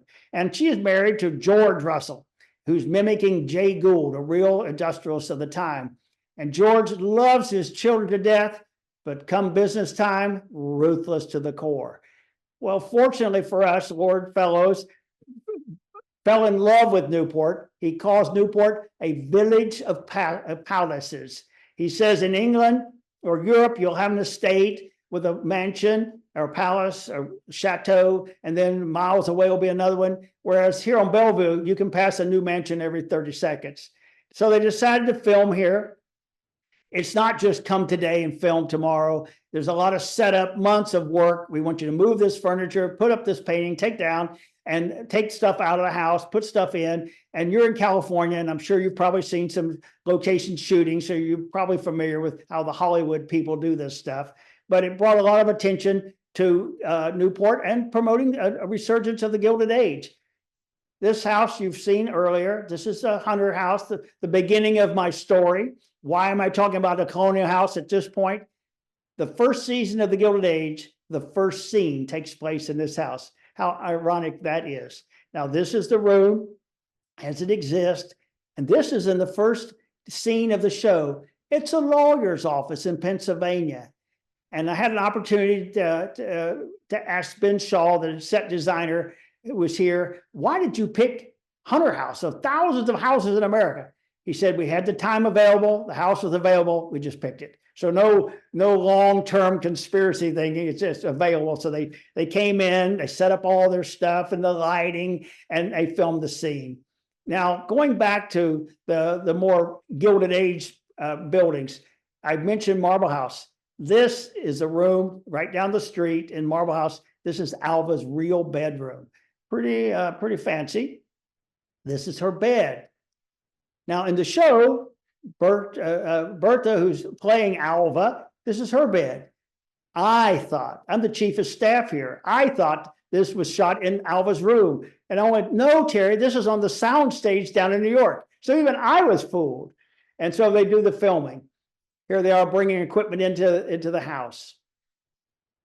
This is the music room at the Breakers, one of the most beautiful rooms you'll ever go into. This room was actually built in Europe, disassembled, brought to Newport, reassembled in the house. And there's no gap between the walls. Everything fits perfectly. Well, in the show, Bertha is going to have a big ball at her New York house and her ballroom. And she shows people her ballroom. This is that music room. And we took all the furniture out to create the ballroom in New York.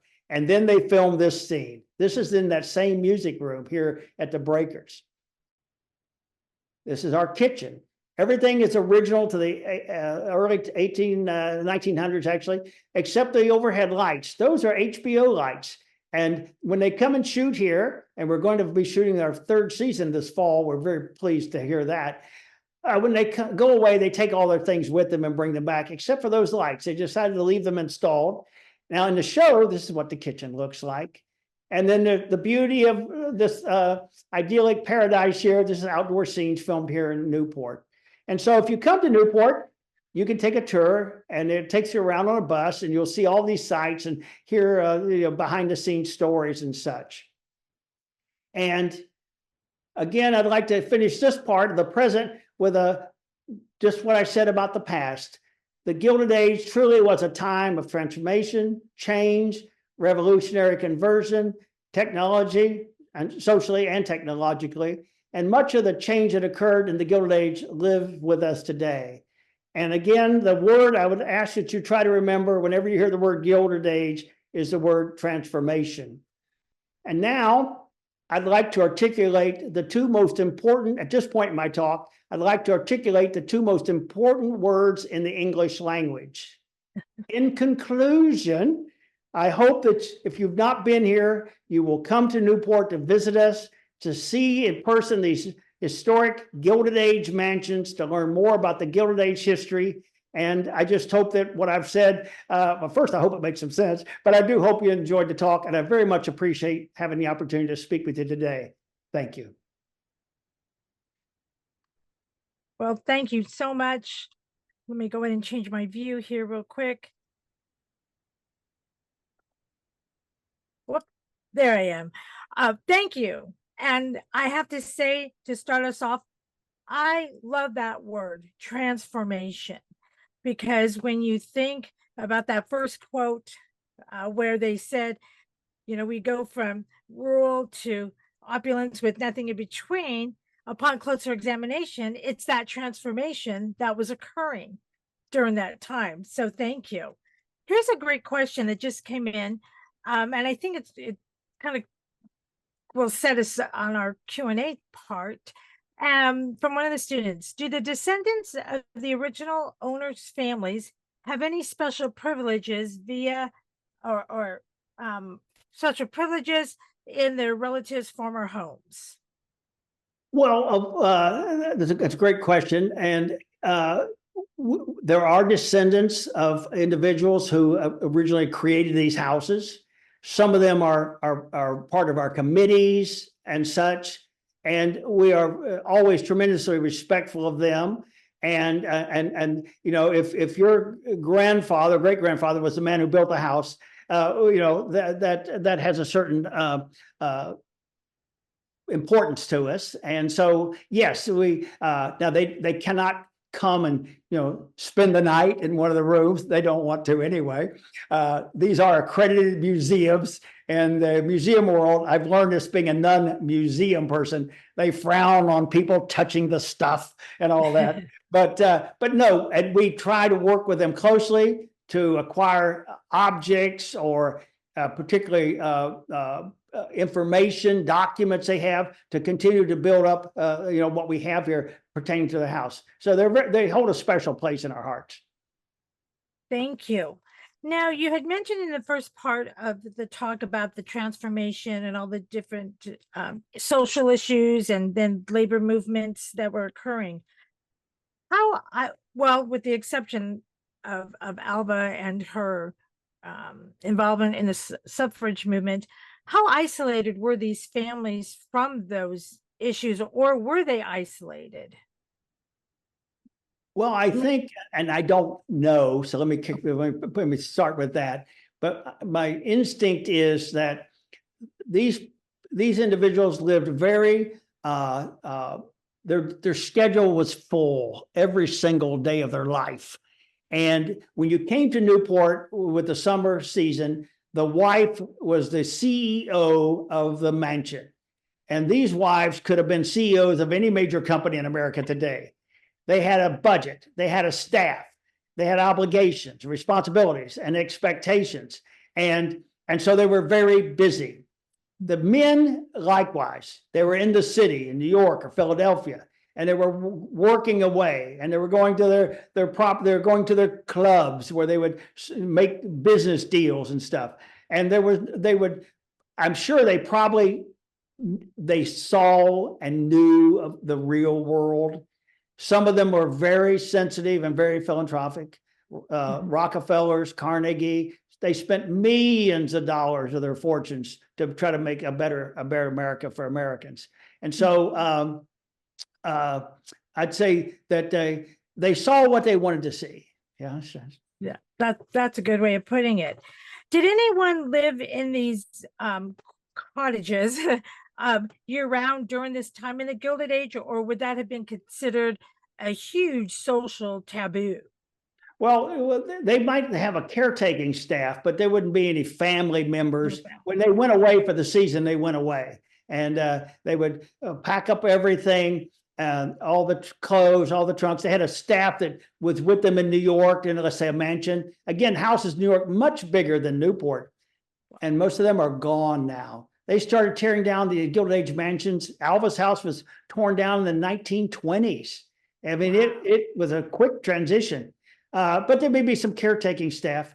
One of the things I tell people, you watch Downton Abbey or the Gilded Age show, and there's a staff in the kitchen, and they're laying out the silverware. These families, you think they're so rich, they wouldn't know if I stole a few pieces of the silverware. They knew every fork and spoon they had. That's why they were rich. They knew what they had. They made sure to keep it. And so everything was accounted for. But they would load up all of that and bring it back and forth. It was just part of their, part of what they did. The whole thing of coming to Newport was to see, and more important, to be seen. And so in the right environment. So they're a long-winded answer to your question. No, they didn't say that. Well, then with them then knowing, do you have records of very comprehensive inventories of the different furnishings or different items in these different houses throughout the house's history? That's a great question too. You might assume we've got these mansions, we've been here for almost 80 years, we know everything about them, we've got all this stuff. It's sort of like the Wizard of Oz. Behind the curtain's a little different. There's a lot we don't know. There's a lot of materials that we know that are out there. We don't know where they are. We have some photographic evidence. We have some, diaries and documentation, but not 100%. That's why when we get a property given to us, like I'd mentioned earlier, you may not remember, Kingscote, 1840s, later adapted in the 1870s, we got the house with everything in it, and there's a lot of stuff in the house. I mean, and so there's a fully documented idea. It's almost a time capsule of what was there. But we're always searching. We are constantly looking at Sotheby's and other outlets for auctions, looking for items that once belonged to these houses. For example, the Elms, they were going to sell the house in 1962. They had an auction and sold, except with, I can count on my two hands the things that did not go. Everything in that house was sold. It all went away. And in fact, the house itself was emptied. There's a large table that weighs 5,000 pounds, so it stayed. And there's these beautiful Venetian wall murals in the house. We believe we have the largest collection of Venetian paintings outside of Venice. And so these beautiful paintings, they were cemented to the wall, so you couldn't take them down. But everything went away. And within 6 weeks after the house was sold, Catherine asked her friends, go in your attic. Do you have any tables, chairs, draperies, anything you can bring? And we reset the house. Now, since that was 1962, and since then we've brought back, people have donated back. We find something, we buy it, and we're very careful to check the provenance. That's one word I've learned from the military to the curatorial word is the word provenance. What's the history of this thing? And so we know it's real. So that's the answer. Oh, excellent. Does the U.S. have anything equivalent to the UK's National Trust for Historic Properties? We do have a National Trust for Historic Preservation, which has been around, I might believe, since the 40s or 50s, which is a national organization. And yes, and we pay attention to how they do things in the UK and their National Trust properties. So we're familiar with that. Yes. So going back to the time that we're talking about, how large were the families that lived in these cottages? I keep saying that because it's so hard to imagine these mansions being termed as cottages. But how large were the families for these large homes? Well, some of the houses would be for the Elms, for example. Edward and Hermione Berwin had no children.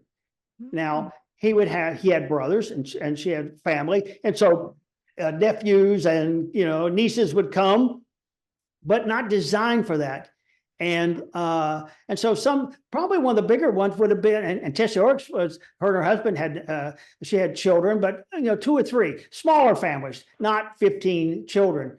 Now, interesting, the breakers is when you go to the breakers, and many of you may have been there already, you tour the 1st and 2nd floor. But soon you're going to start touring the 3rd floor, which I guarantee none of you have ever been to. And it's going to be a little bit different. And that's where rooms were in the day for the boys of the family.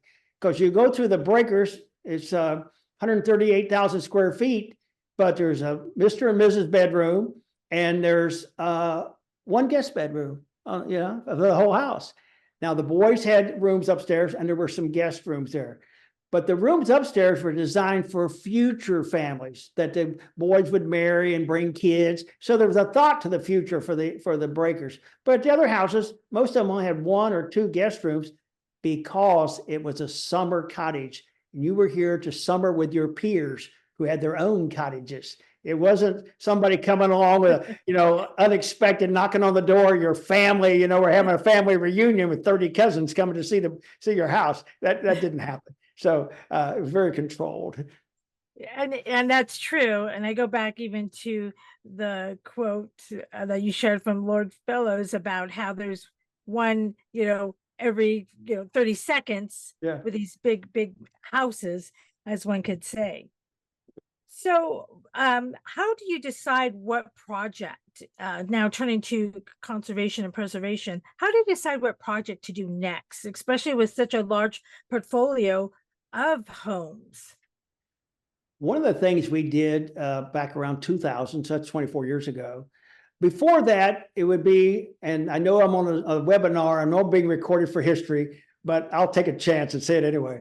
Throw a dart on a dartboard. If you hit it, that's what we're going to do. Once upon a time, it was pretty close to that. But as this organization has matured and become much more, mature is the best way to put it. People back then were doing the best they can. What really happened, each house had a committee, and the committee with the most voice got to the top of the queue. That's what happened.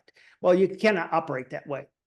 And so we hired a firm. They were doing the big dig in Boston. For some of you may remember, transformed the city of Boston's transportation, the biggest construction project, I believe, in U.S. history. And we hired a firm that was part of that. And they came and did a deep analysis of the Preservation Society, all of our maintenance issues. And for 2000, very modern, created a digital database of all the work that needed to be done for 30 years going out in the future. From changing the windowsill every 7 years to putting a new roof every 34 years, all that. and calculated the cost. And they said that 30-year work will cost you $100 million. You need to spend $3 million a year. And it cues the jobs. And we follow that quite frequently. There are exceptions where there's an emergency, and that particularly applies to conservation work. We have a piece of the plaster ceiling fall to the floor. It's 100-something years old. You can't wait 5 years to fix it. There's a wedding next Friday. I mean, so that's not the reason, but to fix things. There is a logic to it and a thought process to predict jobs. And a lot of things have to be done over several years. We don't have the money to do it. We've done, I could talk for 8 hours, and I know I'm probably overscheduled now, about landscape, the breakers. We've just completing a major exterior landscape project, about $4 million worth. And we've been on that for about 4 or 5 years now. And you do it in phases. And the place there now, it had been in disrepair. It looked like that Elms Garden. Oh, you're really bad. Now you go there, it is, and when you go there next time, it is beautiful. It's not exact to what was had, because we didn't never have the plans, but we had a lot of photographs, original, and we hired the #1 architect, landscape architect firm in the country to work on it. And you need that to have people give you $4 million to work on a project. You need the best people. And it's in the spirit of, and if the Vanderbilts came in now, they would look around, they would be very familiar to what they had there. So, the maintenance is very expensive, and it cannot be nilly-willy. It has to be planned out carefully. Absolutely. Do you winterize the homes, to help with preservation? Well, we worry about freezing pipes and all of that kind of thing, so we're very careful. One of the things that we really pride ourselves, we're really into the geothermal systems in houses. So to avoid burning fuel, we're trying to be, environmentally conscious here. And we have a geothermal system, which basically is a series of pipes that goes from the basement of the house out and down through these wells in the ground, about 100 feet down. And it has some kind of a liquid inside. Many people have them for their homes if they can afford those. They use water from the ground. We use almost an antifreeze substitute. It's a closed system. It doesn't leak out.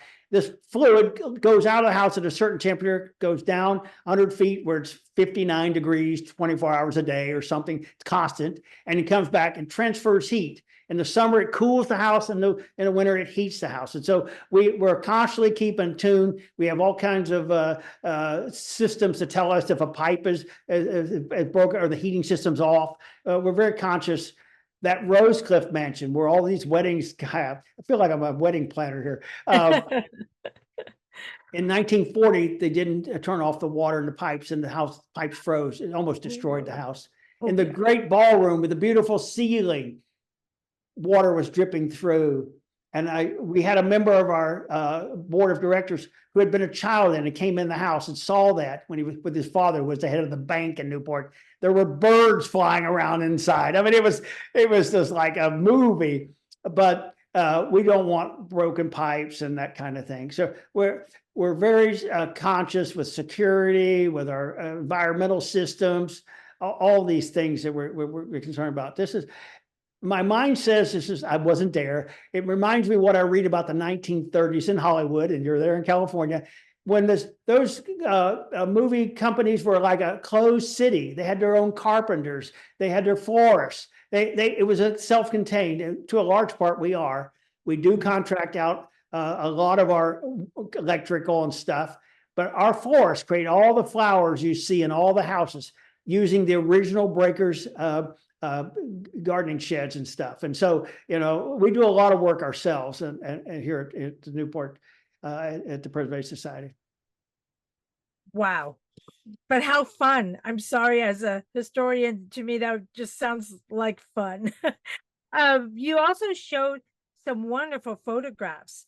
Where did most of those photographs come from? Did they come from old inventories of house holdings, or from family members? Or well, some of them we have come from family members, some come from collections, some come from just on the internet, because it is original. It's original to us. When I see a picture of the breakers in 1893, it's the same breakers that's here right now. And so, we do those things. Yeah. Oh, that's fantastic. So real quickly, a question came in. Do you need reservations for the tours? And let me add, students, that the web link to the Preservation Society and the Newport Mansions is in this week's module on the front Okay, page. good. Yes. But do you need the- reservations? Well, the regular house tours, as we say, no reservations required. Those tours that I mentioned, the Beneath the Breakers and the Servant's Life Tour, require reservations. And you can do that online. You can buy the tickets for those, or they're time tickets. And you could do that, yes. And then next month, we're opening the third floor of the Breakers. Initially, it's a work in progress. We've done a lot of restoration up there, and it's a restoration tour, but you get to go up there and go through that third floor, which it's not little dormitory rooms. I mean, it's 12,000 feet of apartment up there. So I mean, it's a lot, and you get to see that. But there'll be a go online, and the tour will be at 3:00, and you need a ticket. You buy in advance, that kind of thing. Excellent. Well, we do have just a few questions about the Coddington College of Nautical Knowledge there. How is that, and how was that college, and was it around when the families were there to support it? I mean, that's a military presence. So was that ever part of that Newport Society? I didn't catch the first part of your question. Oh, about the Naval College that is in. Oh, the Naval War College is here in Newport. Yes, and we have a naval station here, Newport Naval Station. In fact, there's no ships here at this naval station. They've over the years, they've all gone down to Virginia, to Norfolk, Virginia, and such. It's really a training command. You have the Naval War College. You have colleges for training other naval officers. And that came about, I think, probably in the 1880s. I don't know the exact date. In fact, there's a building here in Newport, and it was the actual the Navy Academy during the Civil War. They were worried about the Navy Academy in Annapolis being overtaken by the Confederacy, so they moved the Annapolis to Newport. And also to mention that Mr. Berwin, I don't know if it's a connection or not, he sold the coal to the Navy. He was a naval officer. He was an aide to President Lincoln. I don't know if any of those connections helped him later in his career, but you never know. Yeah. Well, to close up our time together, and again, I want to say thank you for a wonderful talk that definitely broadened our perspective of the Gilded Age, not just what we see with all the beautifulness, but the true transformation that was occurring in America. So my last question is to you. Do you have a favorite room or place or even a mansion, your favorite, that you just always have, just something about that space that's easy for me to answer, and I say this to people here all the time. My favorite house is the Marble House. My first day at the Marble House, I went inside, and they handed me a tour script. They assigned me to an existing guide. He was from England. So now you have an Englishman trying to teach somebody born in the holler in West Virginia French terms, arduous task. And the Gold Room, which is where the first room the visitors used to go into, and I would begin my tour back then. So Marble House will always be my favorite. Excellent. Well, thank you again so much for this wonderful lecture. And I guess I better be making my plane reservations to head over to Newport.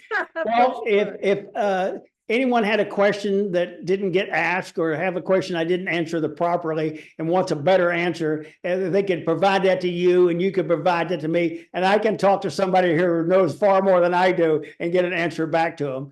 And if there's any of your group, I'm crossing my fingers, if any of your group comes to Newport and said, oh, wow, this guy gave a talk about these places, you can give them my phone number and email. I don't mind. And they connect me, and they can say, yeah, you're that West Virginia guy talking on the Zoom. And they come to Newport. I will make a point of meeting them, and I'll give them a few minutes of a little behind the scenes tour of some of this stuff here in Newport.